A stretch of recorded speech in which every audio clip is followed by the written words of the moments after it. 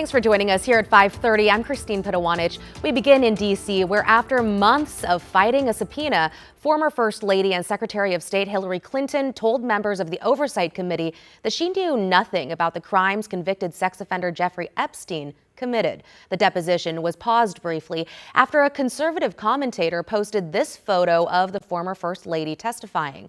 The Post said Colorado Congresswoman Lauren Boebert provided the photo. Hillary Clinton is not named in the Epstein files, but her husband is, former President Bill Clinton.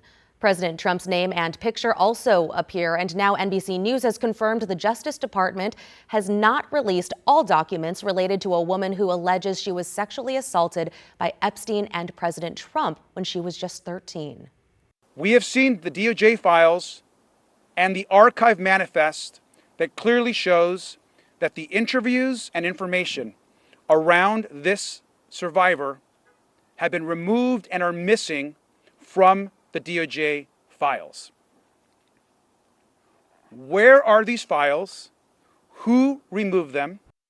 When asked for a comment, the White House referred to a DOJ statement that many of the documents contain, quote, untrue and sensationalist claims, end quote, submitted to the FBI before the 2020 election. Former President Clinton will testify tomorrow. U.S. and Iranian officials met in Geneva today for high-stakes nuclear talks. This round of indirect negotiations happened while the White House continues to build up U.S. military power in the region. The U.S. has been signaling a desire to see an end to Iran's nuclear program. Iranians, meantime, have said they're prepared to do that, but would want a civil nuclear program. The foreign minister of Oman, who is mediating the talks, said there was significant progress, but no breakthrough. Closer to home in Clark County, a new lawsuit alleges decades of widespread sexual abuse in the county's Juvenile Justice Center. The abuse is alleged to have happened over almost 40 years. Alma McCarty heard from survivors, and a warning: some of the details are disturbing. They just didn't know who to tell. They were told by their abusers, nobody's going to believe you. But now, years later, attorney Scott Edwards says 8 brave people are speaking up. Despite the passage of time, over 40 years, we kept seeing similar complaints and similar descriptions of abusers. Their individual stories adding up to an alleged institutional failure at the Clark County Juvenile Justice Center. For whatever reason, many of these people, they did make poor decisions, and that's what resulted in them being in county custody in the first place. But if we're going to take these people out of their homes and out of their communities, we as a society owe it to them to protect them from this type of thing. In a newly filed civil lawsuit, the victims who were detained as children here between 1978 and 2014 allege that detention staff members used their authority to groom, threaten, and sexually abuse them. The plaintiffs say in some cases they were sexually assaulted during strip searches or isolated in supply closets and cells and other blind spots. Staff members, they allege, would retaliate or threaten physical harm to silence victims or provide contraband to groom them. When they tried to speak up, the complaint alleges the victims were ignored or dismissed. Just based on the similarities of abuse and the countless youth who have gone through the youth correction facility, I have to imagine that there's others out there who maybe they've held this their entire lives, haven't told anybody. Edwards says the survivors now hope to be heard. And if this lawsuit can be a vehicle by which we can both hold people accountable and prevent future harm to children in our communities, that's what we're trying to do. Alma McCarty, KGW News. We reached out to Clark County for a statement. They said they do not comment on pending litigation. We followed up to ask about a person named in the lawsuit who appears to still work for juvenile detention. We have not yet heard back on that. And a reminder, if you or someone you know is a survivor of sexual assault, help is available 24/7. Take a look at your screen. You can call the National Sexual Assault Hotline. The number there, 1-800-656-4673. The FDA has upgraded a recall for 55,000 pounds of frozen blueberries from an Oregon-based company. The Oregon Potato Company issued the recall, and the FDA upgraded it to a Class 1, which means it could be deadly. The blueberries weren't sold directly to customers from retail stores, but were distributed in Washington, Michigan, Oregon, Canada, and Wisconsin. The FDA has not yet said exactly how the blueberries were distributed. The affected fruit was sold under the name Willamette Valley Fruit Company. And a judge has reversed a Trump administration decision last year to cancel a Biden-era deal that worked to restore salmon populations. The judge ordered more water be released through dams during salmon migration periods. Salmon advocates have been fighting for more protections for decades now, saying the dams have resulted in population loss. But power experts say now is not the time to decrease energy output. This ruling from the court buys the fish some time by imposing some measures on how the dams and reservoirs are operated. We need more resources, not fewer resources, in terms of making electricity for consumers. Governor Tina Kotek weighed in, writing in part, quote, "This decision lets us move forward, focused on what really matters, restoring fish populations, meeting energy demand, and building a clean energy future for the Pacific Northwest." The order goes into effect March 1st and holds until a long-term decision is made. In Washington, the implementation of a law limiting how much lead can be in pots and pans could be delayed again. Our investigative colleagues in Seattle found dangerously high levels of lead were blamed for illnesses in children in King County. Legislators saw that report and passed the strictest regulations on lead in cookware in the country. But last year, lawmakers delayed implementation and increased the levels considered acceptable. Now another bill wants to increase levels again. The sponsor of the original legislation says that's irresponsible. They're getting away with exposing our children for an extra 2 years under the law they passed last year. And now they want to roll it back till 2032, condemning another generation of Washington's children and pregnant mothers to elevated lead, loss of IQ, and all sorts of other health harms. A lobbyist for the cookware industry says manufacturers want to ensure their products are safe, but more time is needed to establish testing policies. Meantime, Oregon state senators unanimously passed a bill that cracks down on so-called speculative ticketing for things like concerts and sporting events. The bill effectively bans people or websites from advertising selling tickets they don't actually have. It can cause prices to skyrocket, and sometimes the tickets themselves are fakes. The bill now goes to Governor Tina Kotek's desk. And a warning out of Washington after con artists almost robbed a woman out of thousands. The details on that scam. Plus, a look at the celebration taking place across the country as Team USA returns to the States. Matt? Oh, Christine, that's great. And the sun setting over the northwest in a really spectacular view, at least from our Skycam at the Springs at the waterfront in Vancouver, looking back over Portland. Get your camera ready. It's going to be a good one. 53 degrees right now in Portland and Vancouver. We got cool nights ahead with some frost, but it's going to stay dry right through the weekend.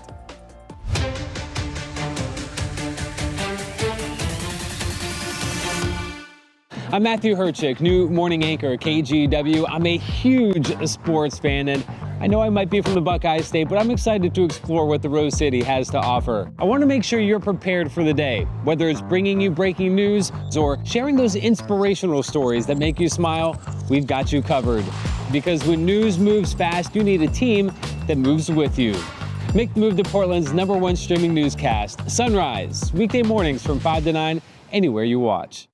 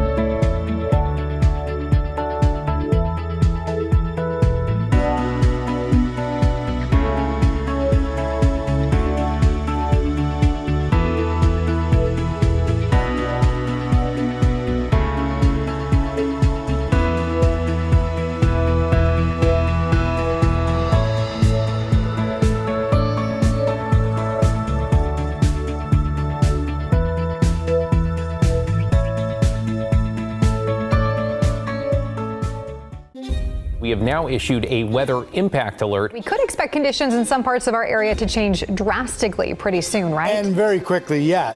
This is significant rainfall coming our way. You'll definitely want to be extra cautious. Certainly becoming increasingly hazardous.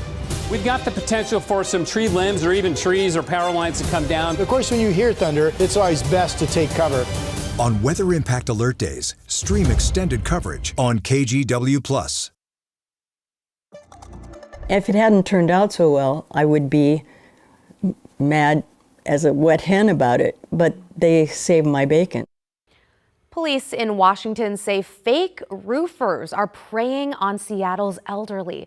Scammers have ramped up their schemes in recent months, and one woman narrowly avoided falling victim to it. Natalie Swaby shares her story. In North Seattle, these visitors bring relief to the homeowner, Evelyn, after doorstep fraudsters targeted her just 2 weeks ago. Very well spoken, very nicely dressed. Loved his accent, which was Irish. She found him to be kind and convincing. And he said the chimney really was on the edge of destruction and needed to be taken down. In moments like that, she'd always turn to David. He's in Special Forces, and that was 1968 in Vietnam. That's where they fell in love. My husband died 2 years ago, and I am still getting used to not having his wiseness with me about things that I don't know about. She opened her door and her trust to the man who promised workers could fix everything. And then they needed more money, and okay, gave them more money. We're talking about two checks, a $30,000 check and a $4,000 check. I just got suspicious and thought, I need to find out more about this before they go forward. That instinct sparked action. So I brought boards today to screw up here. She called a friend who called police and Chris and Deb Young. I've worked with Evelyn and David for 10 years. Lawn, take care of things inside. Chris moved fast, pulling up just as one worker lingered on site. I plugged him in. I had Deb on speed dial. I said, get ready to call the 911. For me, that was devastating. I get emotional, but she was fine. I was good with that, but the scam was just ridiculous. Since April of last year, Seattle police departments uncovered 22 victims, revealing a staggering $932,000 in financial losses. The average age of the victims, 76 years old. They make it look legitimate to the best of their ability. Police launched an investigation into Evelyn's case. It just makes me sick to my stomach to see these people prey on the elderly. And community service officer Jane Dorr stepped in. I told Jane, I said, we got to do something. We can stop this. He is on fire. He's like, we're still trying to call the bank. We sat down with her, and it honestly took about an hour. It felt like 3 hours.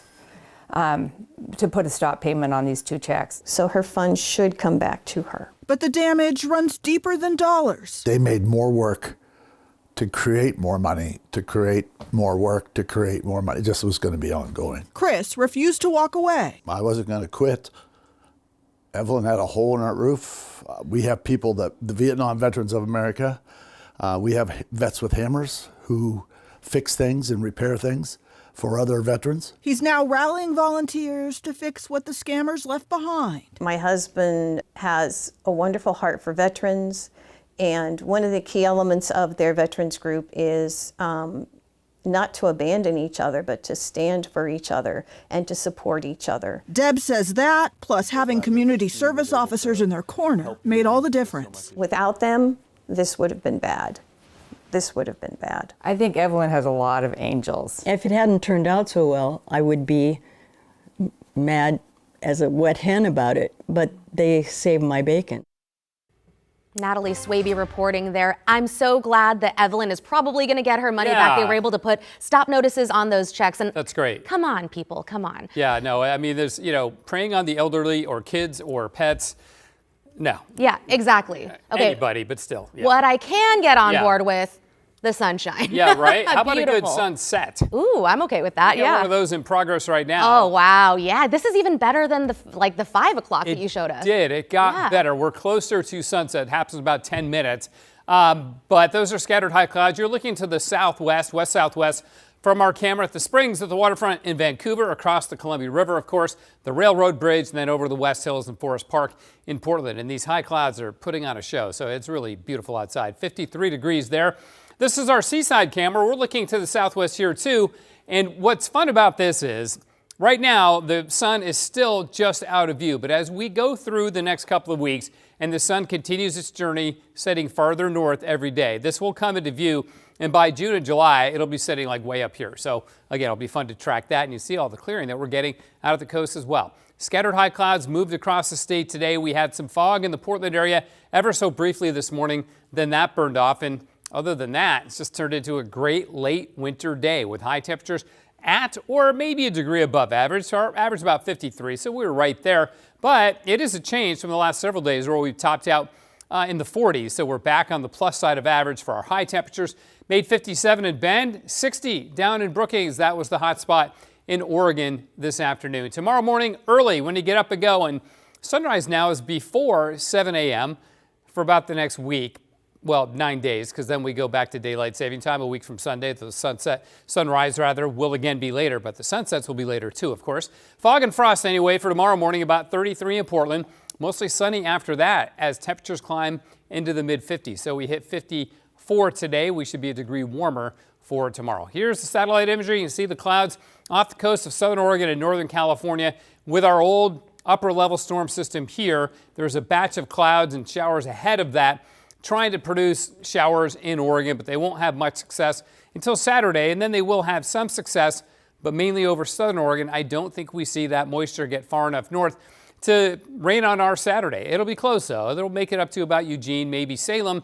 Then these will all basically wash away to the south and east, and then we finally do get rain coming in Tuesday night and Wednesday with a stronger and more intact system coming our way middle of next week, and that'll bring snow back to the Cascades, which of course is a welcome sight for a winter that hasn't seen a whole lot of it. I mean, we have snow. In fact, the skiing right now is as good as it's been all season long, and the coverage has actually gotten quite good. So keep that in mind. As we go into Tuesday and Wednesday, though, here comes that system coming our way, followed by a second one Thursday night and Friday. And then after that, we'll see how the pattern shapes up. I'm not really buying into any of these long-term solutions yet because the guidance has been all over the place. But the snowfall forecast, I'd like to buy into this. It's back up to about 20 inches for the next 10 days. We'll see, but it's certainly possible that it goes down that way. Portland right now is 54 degrees. The freezing level has jumped up to 7,500 feet. No surprise with the high pressure building over us. All right, partly sunny. Morning showers from the north coast again tomorrow. And by north coast, I mean like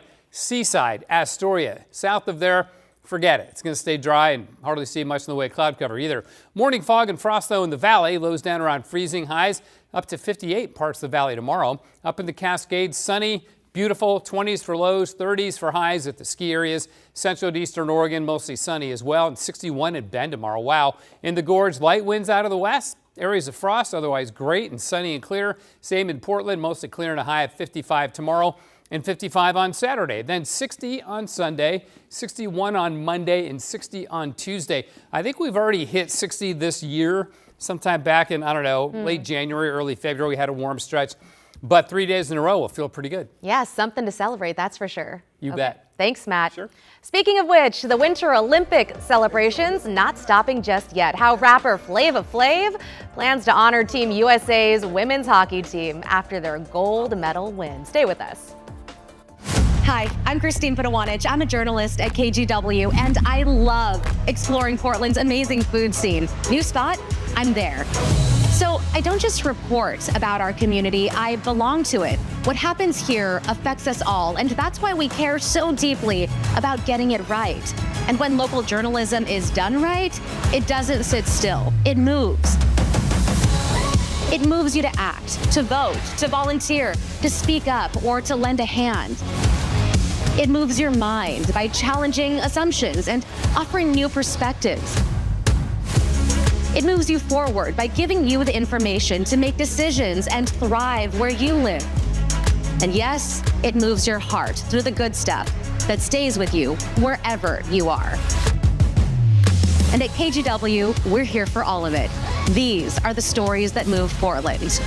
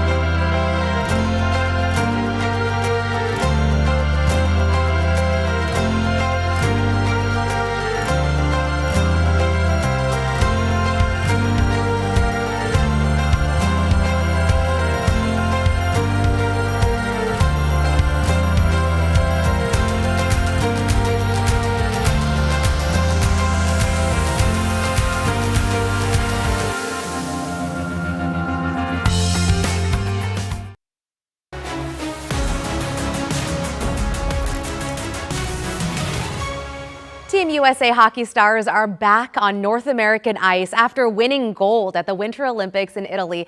Many of the players got a hero's welcome as the NHL season picked up again last night. NBC's Emily Akita gives us a look. Fresh off Olympic gold,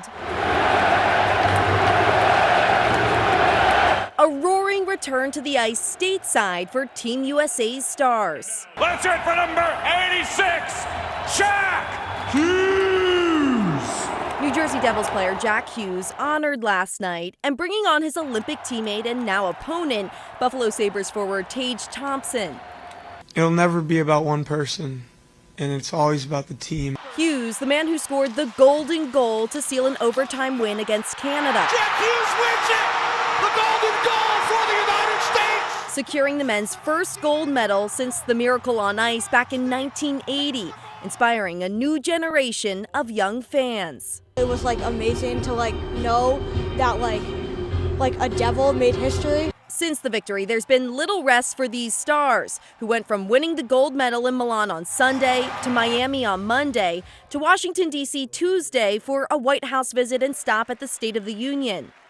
There was some controversy after this locker room call following their Milan win from the president. We're going to have to bring the women's team. You do know that.